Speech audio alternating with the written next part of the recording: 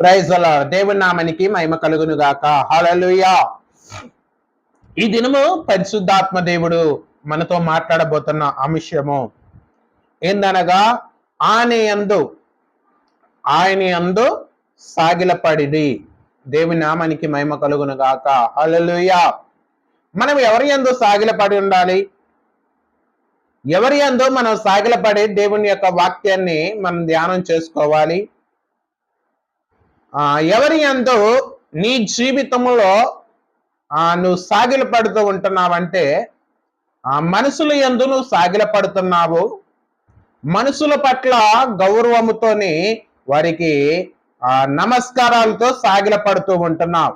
కానీ ప్రియులారా, ఇక్కడ మనం గమనించినట్లయితే నువ్వు ఎవరికి సాగిలపడి ఉండాలంటే మన ప్రభు అయిన యేసుక్రీస్తు ప్రభు వారికి మాత్రమే నువ్వు సాగిలపడుతూ ఉండాలి. అందుకంటున్నాడు ఇక్కడ దేవుని యొక్క వాక్యము సెలవిస్తూ ఉంది.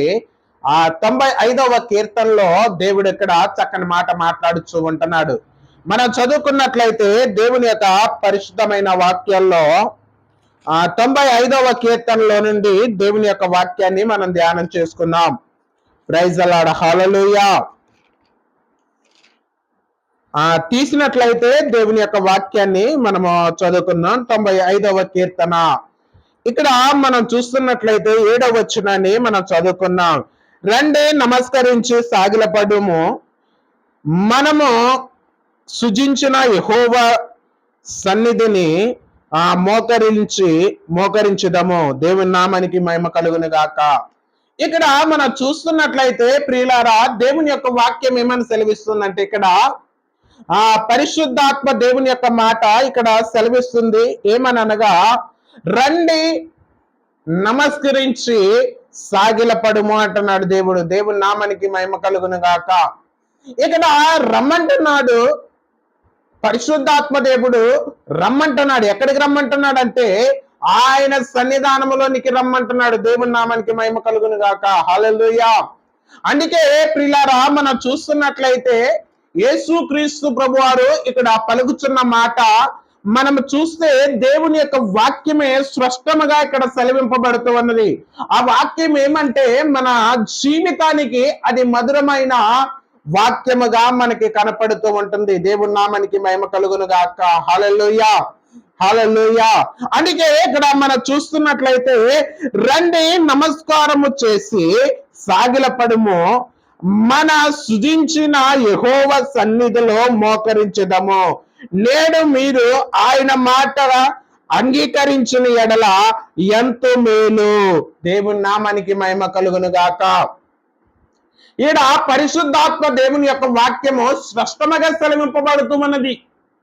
అది ఏమనగా అంటే ఏ విధముగా నువ్వు దేవుని ఎదుట సాగిలపడాలి, ఏ విధముగా నువ్వు దేవుని ఎడల నమస్కరించాలి, ఏ విధముగా నువ్వు దేవుని ఎడల నీ జీవితాన్ని నువ్వు అనువదించబడి ఉండాలి అంటున్నాడు దేవుడు. దేవుని నామానికి మహిమ కలుగును గాక.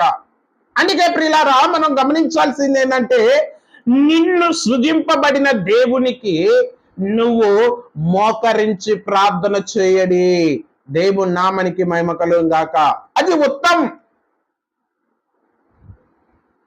నిన్ను సృజింపబడిన దేవునికి నువ్వు నమస్కరించి ప్రార్థన చేయలేకపోతే, నిన్ను సృజించిన దేవునికి నువ్వు కృతజ్ఞతాస్తుతులతోను నువ్వు ఆయన ఎడల నువ్వు ప్రార్థనలోని నడిపింపబడలేకపోతే, నిన్ను సృజించిన యేసుని, నిన్ను సృజించిన దేవుణ్ణి నువ్వు ఏ విధముగా గనపరుస్తున్నావు, ఏ విధముగా దేవుణ్ణి ఎదుట నువ్వు సాగిలపడి ఆయనకు కృతజ్ఞతాస్తుతులు చెల్లిస్తూ ఉంటున్నావు? ఒక్కసారి గమనించు ప్రియులారా, ఒక్కసారి నువ్వు ఆలోచించు ప్రియులారా. నువ్వు ఏ విధముగా దేవుని యొక్క వాక్యమును, ఏ విధముగా దేవుని యొక్క మాటను నువ్వు ధ్యానిస్తూ దేవునికి నువ్వు నమస్కారము చేయి ఉండాలి. ఎందుకంటే దేవుడు నీ పట్ల చేసిన మేలు, దేవుడు నీ పట్ల చేసిన కార్యములు, దేవుడు నీ పట్ల ఉంచిన కృతజ్ఞత స్తుతుల భారం. ఏ భారము? స్తుతుల భారం. ఇది దేవుని యొక్క వాక్యమే సెలవిస్తూ ఉన్నది. దేవుని యొక్క మాటే సెలవిస్తూ ఉన్నది. నా ఎడల కృతజ్ఞతాస్తుతులతోనూ నా యందు మోకరించి సాగిలపడమంటున్నాడు దేవుడు. దేవుని యొక్క వాక్యమే సెలవిస్తూ ఉన్నది. అందుకే మనం చూస్తున్నట్లయితే 2వ దినవృత్తాంతములు, బైబిల్ గ్రంథం ఉన్న వాళ్ళు తెరవండి. 2వ దినవృత్తాంతములు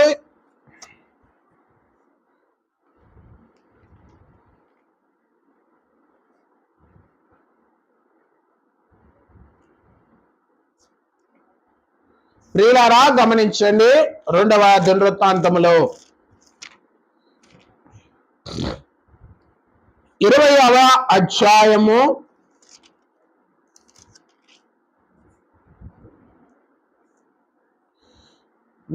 17వ వాక్యాన్ని మనం చూసుకుందాం. ఈ యుద్ధములో మీరు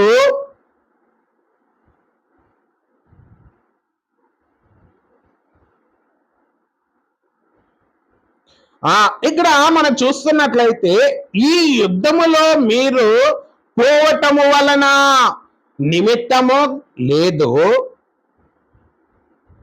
యూదులారా యెరూషలేములారా మీరు యుద్ధ పంక్తిలోనికి తిరిగి నిలవబడును అని ఇక్కడ దేవుని యొక్క వాక్యం సెలవిస్తుంది. ప్రియులారా, ఏ విధముగా నువ్వు నిలబడాలి, ఏ విధముగా నువ్వు దేవుని యొక్క వాక్యముల చేత నువ్వు బలపరచబడాలి, ఏ విధముగా నీ జీవితానికి తగిన ఫలితముల చేత నువ్వు జీవింపబడుతూ ఉండాలి. అందుకంటున్నాడు యేసుక్రీస్తు ప్రభువారు, ఇక్కడ నువ్వు యుద్ధానికి పోతున్నప్పుడు ఇశ్రాయేలు ప్రజలు అంటున్నాడు, అంటేగా యూదులను అంటున్నాడు, యెరూషలేము ప్రజలను అంటున్నాడు. దేవుడు ఇక్కడ ఏమని అంటున్నాడంటే, మీరు యుద్ధ భూమిలోనికి వెళ్లే ముందు ఎలా ఉండమంటున్నాడంట, రక్షణ దయను ధరించుకొని పొమ్మంటున్నాడు. దేవుని నామానికి మహిమ కలుగును గాక. మీకు రక్షణగా నేనున్నాను, మీకు రక్షణకర్తగా నేనున్నాను, మీరు యుద్ధ భూమిలో నిలబడి అంటున్నాడు దేవుడు. దేవుని యొక్క వాక్యమే సెలవిస్తూ ఉన్నది. నువ్వు ఎప్పుడైతే యుద్ధ భూమిలో నిలబడతావో, నువ్వు ఎప్పుడైతే యుద్ధ భూమిలో నువ్వు జీవింపబడుతూ ఉంటావో, నువ్వు ఎప్పుడైతే యుద్ధ భూమిలో పరిశుద్ధాత్మ దేవుని యొక్క వాక్యముల చేత నువ్వు జీవింపబడుతూ ఉంటావో, నువ్వు ఎప్పుడైతే యేసుక్రీస్తు ద్వారానే ఈ యొక్క యుద్ధ భూమిలోనికి నువ్వు నడిపింపబడుతూ ఉంటావో, వన్ డే, ఒక్కరోజు the God will become with of you. దేవుడు నీకు తోడుగా నిలబడబోతూ ఉన్నాడు.